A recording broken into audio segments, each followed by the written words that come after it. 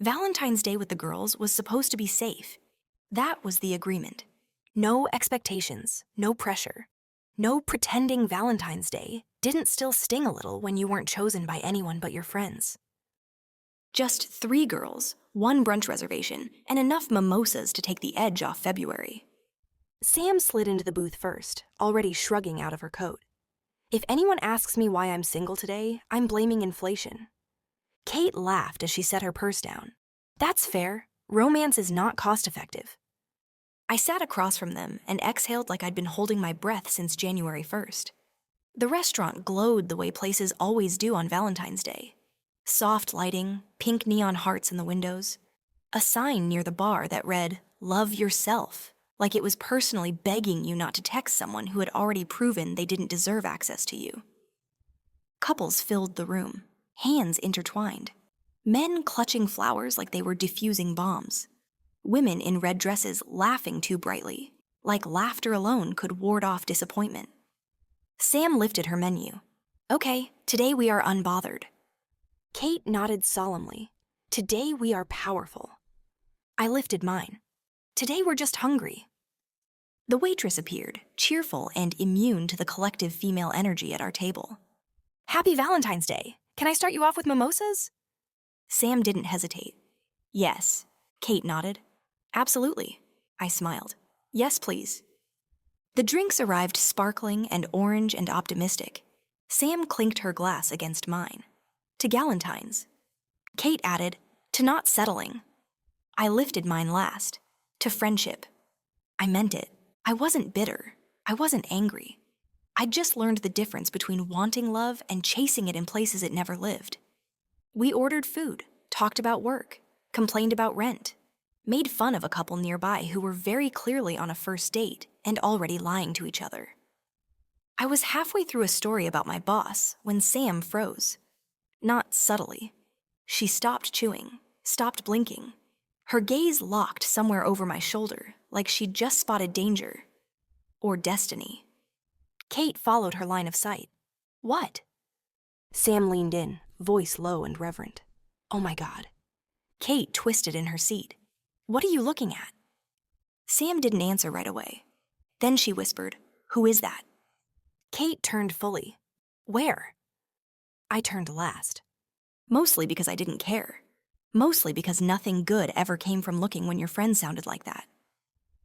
And then I saw him. He stood near the front windows, talking to the host. Not loud, not showy, just present, tall, broad-shouldered, calm in a way that suggested confidence without effort. His coat fit perfectly. His posture was easy, like he belonged wherever he stood. He smiled at something the host said, and it wasn't practiced. It was warm. Sam whispered, He looks illegal. Kate murmured, He looks like he owns stock. My stomach dropped, not because he was attractive, but because I knew him, not like this. My chest tightened as recognition hit, sharp and disorienting, like walking into a memory you didn't expect to still exist. Sam elbowed me gently. Harper. I didn't respond. Kate leaned closer. You're quiet. That means you either hate him or you know him. I stared at my mimosa. He used to live next door, I said finally. Both of them snapped to me. Kate blinked. Next door? Like childhood next door? I nodded once. Sam's eyes widened. You have been holding out on us. He wasn't... I stopped, searching for the right words. He wasn't this. Kate leaned in. Okay, explain. I hesitated, because the version of him they were seeing didn't match the version I remembered. He was quiet, I said. Smart, awkward. Sam grinned. Go on. He had acne, I added. Played the violin. Always carried his case like it was heavier than it looked. Kate softened. You liked him. I shook my head automatically. I didn't... Sam cut in. You did. I sighed. I didn't know how to. That shut them up, because they knew me. They knew how I'd spent years chasing loud, unavailable men who made me feel chosen for 5 minutes and invisible for weeks after. Kate glanced toward him again. What's his name? Eli, I said. Sam smiled. Eli. I didn't realize I was smiling too until Kate pointed it out. Kate's voice dropped. Is he looking this way? My heart stuttered. I didn't look. I didn't need to, because I felt it. That strange awareness that someone was seeing you, not just noticing you. Sam grinned. You have to talk to him. No, I said immediately. Yes, Sam replied just as quickly. Kate nodded. You have to at least say hi.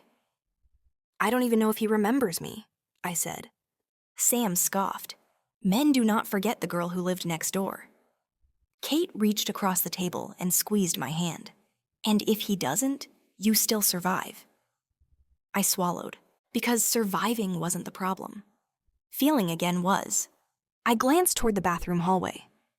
I'm just going to... Sam stood halfway up. If you don't go, I will. I stared at her.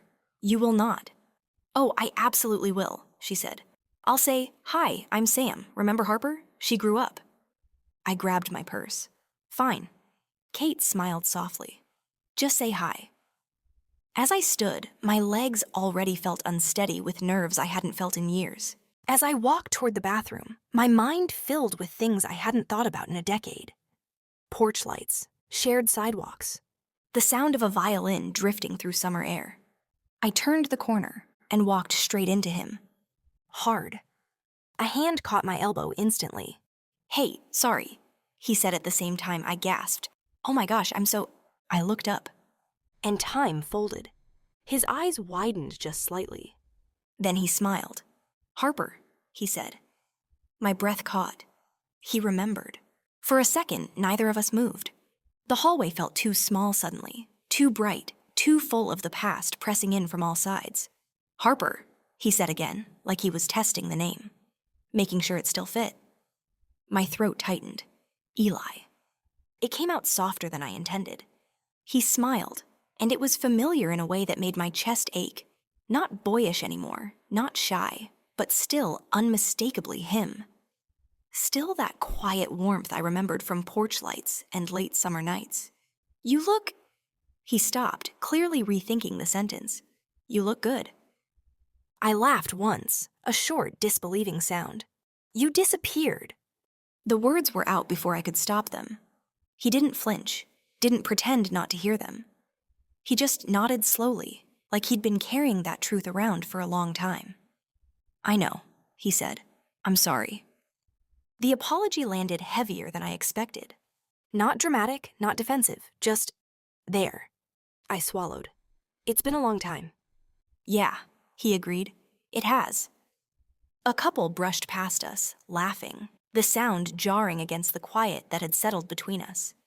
Eli stepped slightly to the side, giving them room, his hand hovering near my back without touching. That small courtesy, the pause, the awareness, felt like a memory unlocked.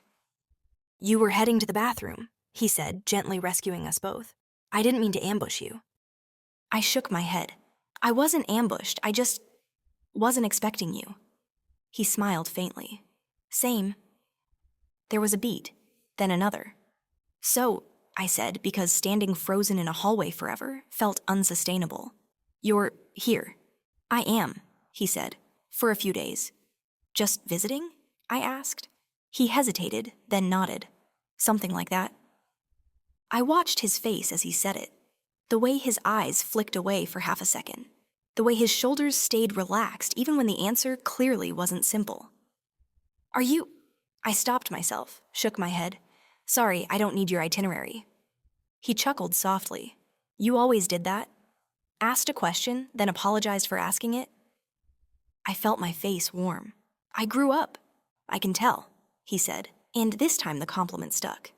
There was another pause. Not awkward, just full. My friends are staring, I said finally. He glanced past me toward the dining room. I followed his gaze and immediately regretted it. Sam had both hands wrapped around her mimosa like she was watching a dramatic reveal. Kate was pretending not to stare while absolutely staring. Eli's mouth twitched. They look supportive. They're feral, I said. I'm sorry in advance. I'll take feral, he said. I've had worse audiences. I surprised myself by smiling. Do you want to sit? He asked then, careful. Just for a minute. Say hi properly. The careful part mattered. The way he left room for no. I nodded. Okay. We walked back into the dining room together, the distance between us easy, unforced. As we reached the table, Sam's eyebrows shot up so high I worried they might not come back down. Hi, Eli said politely. I'm Eli. Sam beamed. Sam, this is Kate. We were just talking about you. Kate shot her a look. No, we weren't. Eli smiled like he knew better. All good things, I hope. Sam tilted her head. We're still deciding. I shot her a warning look and slid back into my seat. Eli took the chair beside me instead of across from me, a small choice that felt intentional without being presumptuous. Kate cleared her throat. So, Eli, you used to live next door. He nodded. I did. Sam leaned forward. And then you vanished. I went to college, he said easily, and then life happened. I snorted. Life always happens to men who leave. His eyes flicked to mine, amused. Fair. Kate watched us with quiet interest. And now you're back? For a bit, he said. Sam grinned. Doing what? Eli glanced at me like he was checking whether this was okay to answer. I gave a small nod. I started a company, he said. Years ago. Tech. Sam blinked. Of course you did. He shrugged. It grew. I sold it. Kate's eyes widened. Sold it? He smiled sheepishly. Yeah. Sam leaned back, stunned. Okay, so the violin kid became a millionaire. I groaned. Sam. What? She said. I'm impressed. Eli laughed quietly. I still play. That made me turn to him. You do? Sometimes, he said, when I need to remember who I was before everything got loud. Something about that settled into my chest. The waitress returned, breaking the moment. Another round? Sam didn't hesitate. Yes. Kate nodded. Absolutely. Eli glanced at me. You? I hesitated, then smiled. Sure. When the waitress left, Sam stood abruptly. Okay, we're going to give you 2 a minute. Kate blinked. We are? Yes, Sam said firmly, because I can feel unresolved tension from here. Kate grabbed her coat. Text if you need rescuing. I stared after them as they disappeared toward the bar. I didn't authorize that. Eli chuckled. They're good friends. They are, I agreed. Too good. We sat in the sudden quiet, the table between us dotted with half-empty glasses and shared history. You stayed, he said. It wasn't a question. I nodded. I did. He looked thoughtful. I wondered. About me? I asked before I could stop myself. His eyes met mine, steady. About you. My heart thumped once, hard. I thought you forgot, I admitted quietly. He shook his head. I never forgot you, Harper. I just didn't know how to come back without feeling like I'd already missed my chance. The words landed softly, honestly. And suddenly, Galentine's brunch felt like the beginning of something I wasn't sure I was ready to name. But I didn't want it to end. Eli didn't suggest it right away. We finished brunch slowly, letting the restaurant empty around us. Sam and Kate eventually peeled off with knowing looks and dramatic whispers about texting later, leaving Eli and me standing near the door with our coats in our hands and something unfinished between us. My parents are still in town, he said, like it was an afterthought he'd been carrying carefully. They're cooking tonight. I paused. They always liked you, he added quickly, if that doesn't feel strange. Strange wasn't the word. Being invited back into the house where half my teenage memories lived felt like stepping into a chapter I hadn't known was still open. I haven't seen them in years, I said. I know, he replied gently. That's why I thought I'd ask. No pressure, just honesty. They still ask about you, he said, about what you're doing, whether you stayed in town. Something warm and tight settled in my chest. Okay, I said quietly. Dinner. His smile was slow, relieved. Okay. The house on Oak Street looked exactly the same. Same white siding, same crooked mailbox, same porch light that flickered before it fully turned on. Memory pressed in from every direction as we pulled into the driveway. My mom refuses to change anything, he said. She says if she does, it means we're not coming back. That felt heavier than he probably intended. The door opened before we knocked. "Harper?" His mom's face lit up like no time had passed at all. She pulled me into a hug that smelled like rosemary and warmth. "Look at you," she said. "We were just saying how much we hoped Eli might run into you while he was home." Dinner was easy, familiar, kind. They asked about my job, my apartment, my parents. They didn't ask why Eli had left or why we hadn't spoken in years. They treated me like I'd simply been away, not forgotten. At one point, his mom smiled between us and said, "You two always did have the best conversations."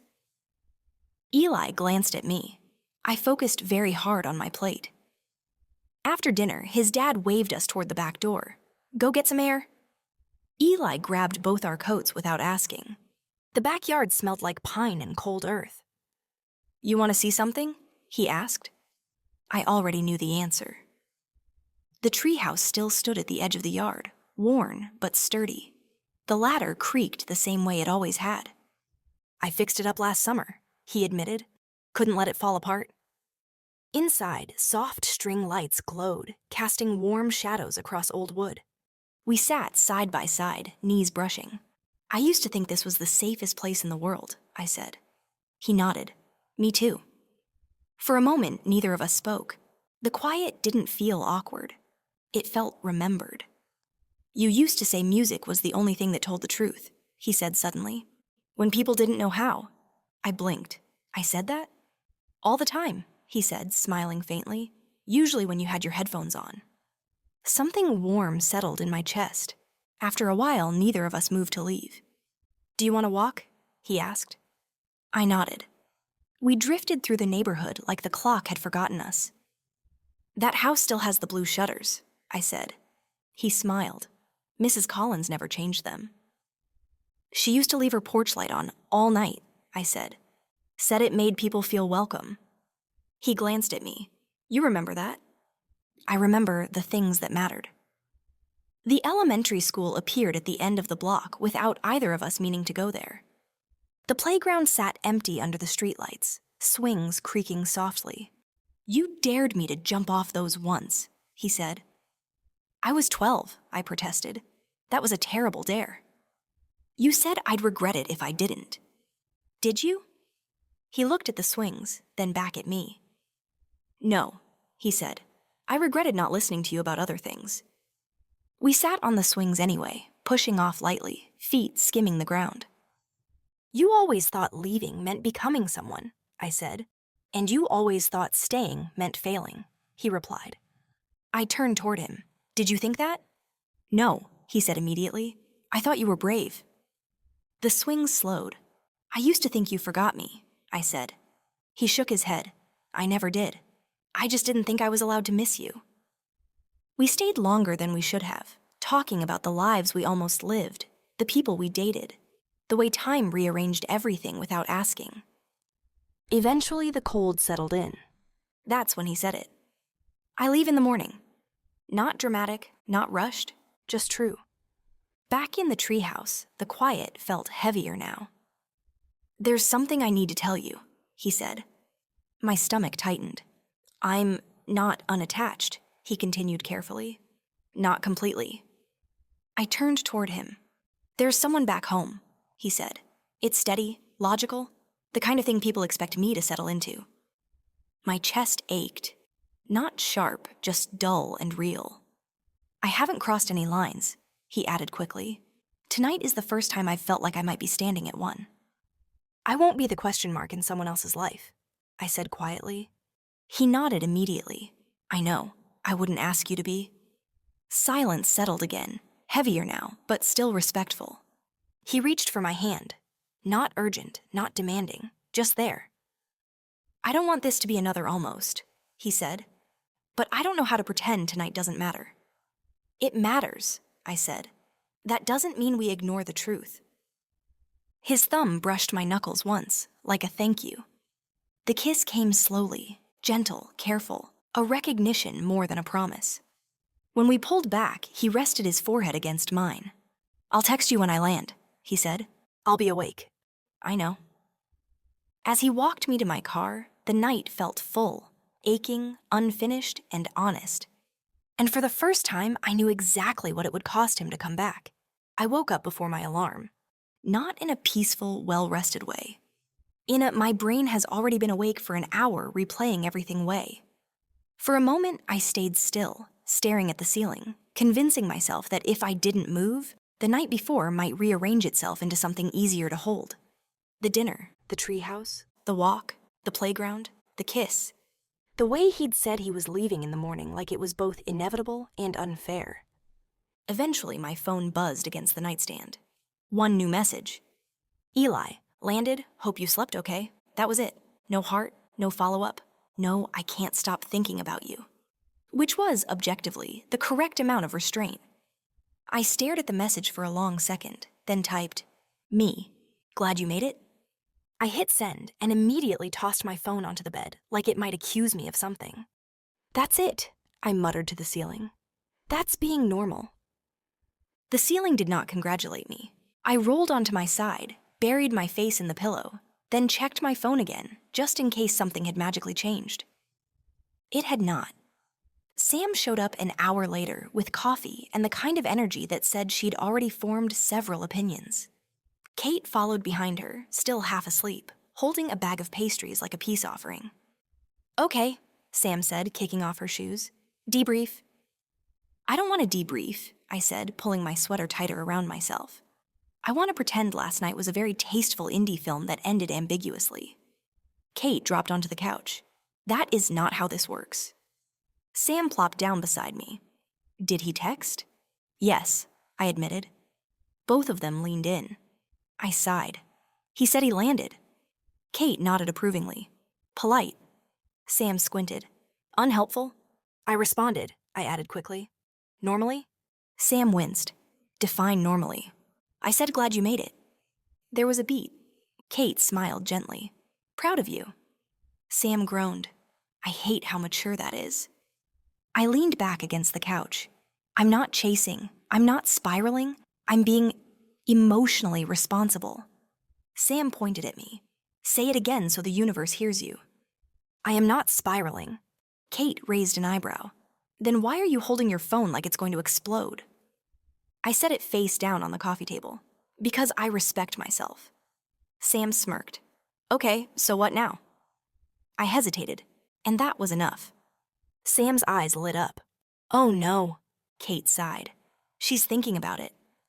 Thinking about what? I asked, already knowing.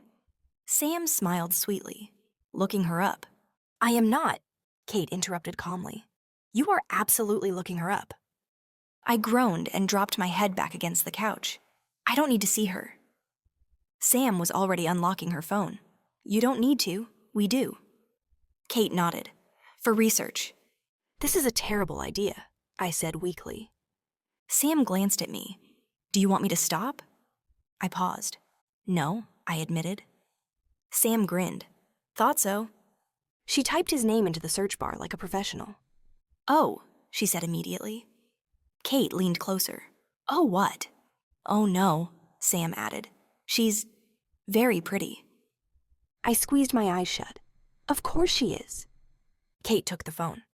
Let me see. There was a longer pause. Kate's expression shifted into something like respect mixed with betrayal. She looks like she has a skincare routine and a 5-year plan, Kate said. Sam nodded solemnly. This woman owns blazers. I opened one eye. Does she look nice? Sam tilted the phone toward me.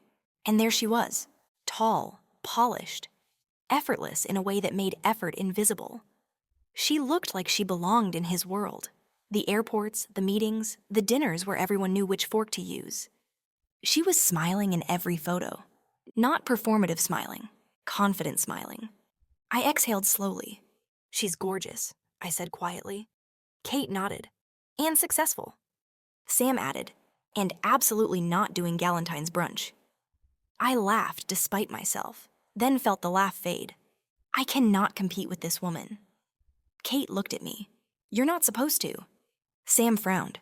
Yeah, this isn't a competition, it's just context. I stared at the screen for another second, then handed the phone back. I don't want to be the reason someone else's life implodes, I said. And I don't want to shrink myself trying to fit into a version of his life that was built without me. Sam smiled softly. That's very grown. Kate nodded. Also very annoying. I smiled. Thank you. After they left, I tried to do normal things. I answered emails. I folded laundry that didn't need folding. I stood in the grocery store aisle too long, deciding between two identical boxes of pasta. Everywhere I went, something reminded me of him in small, unfair ways. A violin case in a stranger's hand. A song playing overhead. A porch light still on in the middle of the afternoon. I thought about texting him again. Something light, something safe, something that wouldn't ask for anything. Then I thought about the treehouse, about how careful he'd been, about how honesty had cost him, and how chasing now would cost me. I set my phone down. I'm not going to text, I said aloud to the empty apartment. No one argued with me. Later, as the afternoon stretched toward evening, I stood by the window and watched the world move on without me. Cars passed, neighbors walked dogs. Life continued. I missed him. That part was undeniable. But for the first time in a long time, missing someone didn't feel like losing myself. It just felt like space. And space, I was learning, was sometimes where the truest choices were made. The envelope sat on my welcome mat like it had been thinking about me. Cream-colored, thick paper. My name written in a familiar, careful hand that made my stomach flip before my brain caught up. I stood there for a full 30 seconds, keys still in my hand, staring at it like it might disappear if I acknowledged it. Sam would say this was how horror movies started. Kate would say this was how rom-coms did. I bent down and picked it up. The paper was heavier than it needed to be, like intention had weight. Inside was a single ticket. My breath caught, my favorite artist, the one I'd loved since college, the one whose songs I played when I needed to feel understood instead of fixed. Tonight. There was a folded note tucked behind the ticket. No signature, no explanation, just one line. You once said this song felt like someone finally telling the truth. My chest tightened. Because I had said that. Once. A long time ago. To a boy in a hoodie with a violin case, sitting on a porch step beside me while the night pressed close. I laughed under my breath, half disbelieving, half terrified. Of course, I muttered to the empty hallway. Of course you would do this. Sam answered her phone on the first ring. Do not tell me you found a mysterious envelope, she said immediately. I found a mysterious envelope, I replied. She screamed. Kate was at my place 10 minutes later, both of them crowding into my kitchen like we were preparing for battle. It's romantic, Sam declared, and also unhinged. Kate reread the note slowly. It's specific, she said. That's worse. I'm not obligated to go, I said, mostly to convince myself. Sam stared at me. You are absolutely going. Kate nodded. Not for him, for you. That landed. I went. Not because I was hoping, not because I was waiting, because the music had always been mine. The venue buzzed with that pre-show electricity, voices overlapping, lights low, anticipation humming like a held breath. I stood in line, ticket warm in my hand, half expecting someone to stop me and say there'd been a mistake. No one did. I found my seat and sat carefully, like the moment might shatter if I moved too fast. The lights dimmed. The first notes rang out, and for a moment I forgot everything else. I forgot Galentine's brunch, the treehouse, the playground swings, the girl on his social media page. I let the music wash over me, familiar, grounding, honest. Then someone sat down beside me. Not loudly, not dramatically, just there. I knew before I looked. Some things announced themselves quietly. I turned my head. Eli smiled at me, small and nervous and unmistakably real. You came, he said. So did you, I replied, my voice steadier than I felt. I didn't want to show up somewhere you might feel cornered, he said, or surprised in the wrong way. I nodded. This was good. He exhaled like he'd been holding his breath since yesterday morning. I ended things, he said simply. I didn't respond right away. Not because I didn't care, but because I wanted to listen, not leap. I didn't end them because of you. he continued quickly. I ended them because I realized I'd been choosing what made sense instead of what was honest. The crowd rose as one, music swelling around us. I don't want a life that looks right if it feels wrong, he said. And I couldn't unlearn what last night showed me. I studied his face, not the confident version everyone else saw. The one I recognized. The one who'd always listened when I spoke. I didn't come back to ask you to fix anything, he added. I came back because I wanted to show up whole. I let that settle between us. Then I smiled just a little. You know, I said, this is very inconvenient timing. He laughed softly. I have a history of that. The song shifted. That song. The one he meant. I closed my eyes and let it land, every note finding its place. When I opened them again, he was watching me. Not like I was something to win, but like I was someone he was choosing. I'm not promising forever, I said quietly. I'm promising honest. His expression softened. That's all I was hoping for. We didn't kiss right away. We listened. We sang. We let the moment exist without forcing it into something else. Later, as the lights came up and the crowd began to move, he offered me his hand. I took it. Not because of a promise we'd made when we were kids, but because we were finally standing in the same place at the same time, ready to choose each other without pretending it would be easy. And somehow, that felt like the most romantic thing of all. We didn't talk much on the drive back. Not because there was nothing to say, but because everything important had already been said, and neither of us wanted to cheapen it by trying to make it lighter than it was. At my place, we kicked off our shoes, the concert still ringing faintly in our ears. I poured water. He loosened his jacket. The normalcy of it all felt strange and grounding at the same time. We sat on opposite ends of the couch at first, then closer, not touching, just aware. I don't have to stay, he said quietly, like he was offering me an exit instead of asking for one.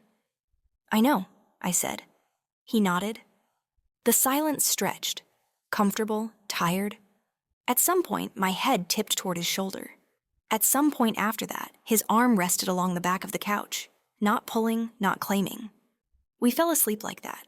No promises made, no decisions finalized. Just two people letting their bodies rest where their hearts had already landed. I woke to early light filtering through the curtains. For a moment, I didn't remember where I was or who I was with. Then I felt him shift beside me. He was awake, not restless, not nervous, just settled. Hey, he said softly. Hey. We stayed like that for a few seconds longer, neither of us rushing the morning into something louder than it needed to be. I need to tell you something, he said. I propped myself up slightly. Okay, I want to make this work. There it was. Not dramatic, not dressed up, just honest. I don't mean long-distance limbo, he continued. I don't mean texts that trail off or visits that feel borrowed. I waited. I mean real, he said, present, on purpose. My chest tightened, not because I didn't want it, but because I did. No, I said gently.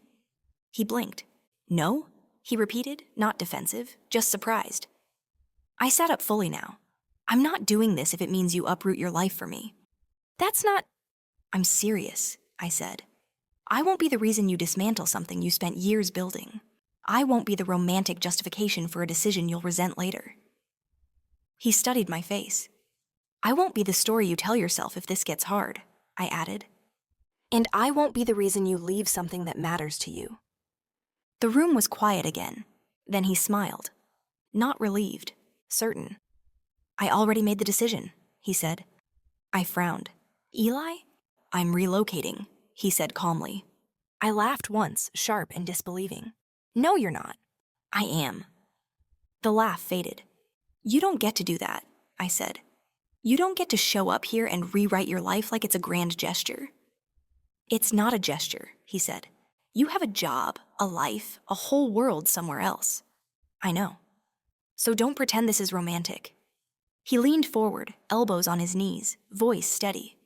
I've been thinking about moving closer to my parents for a while, he said. They're getting older, and I'm tired of measuring my life in airports. I searched his face for hesitation. There wasn't any. You didn't cause this, he continued. You clarified it. I swallowed. You're not choosing me over everything, I said slowly. No, he said. I'm choosing a life that finally fits. You're just part of the truth I stopped ignoring. The quiet that followed felt different. Not fragile, solid. I leaned back against the couch, exhaling. You're infuriating, he smiled. I've been told. And if this doesn't work? I asked. Then it doesn't, he said simply. But it will be honest. That was the thing. He wasn't asking for certainty. He was offering alignment. Later, when he stood to leave, really leave this time, he didn't linger. At the door, he turned back. I'll call you, he said, not to convince you, just to show up. I nodded. I'll answer. After he left, the apartment felt quiet again, but not empty. For the first time, the silence didn't feel like waiting. It felt like space being made. And that, I realized, was what stayed.